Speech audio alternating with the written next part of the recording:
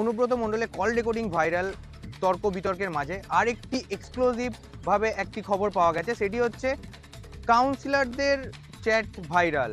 কেন? কারণ হচ্ছে যেদিন বোলপুর থানার আইসিকে ঘেরাও করে যে চাঞ্চল্যভাবে খবর হয়েছিল, সেদিনের এই খবর বেরিয়ে এসেছে যে এটাই যে 200 থেকে 250 থেকে 300 জনকে নিয়ে থানা ঘেরাও করার কথা বলেছে। এটি উঠে এসছে সুদীপ্ত ঘোষ, এই কথা নাকি সুদীপ্ত ঘোষ বলেছে, তাও আবার এটা কাউন্সিলরদের চ্যাট গ্রুপে।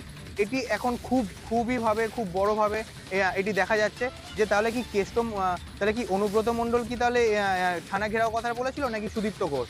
এই নিয়ে এখন তর্ক বিতর্ক চলছে। কিন্তু দেখা যাচ্ছে সেই চ্যাটের মধ্যে এখানে সুদীপ্ত ঘোষ বড় বড় করে লেখা আছে যে 250 থেকে 500 জন পর্যন্ত লোকজন নিয়ে এসে থানা ঘেরাও করা হোক, এবং সেটি 5টার সময় না 3:30 থেকে 4টের মধ্যে। বীরভূমের বোলপুর থেকে বিশাল দাস, তারাপীঠ টিভি।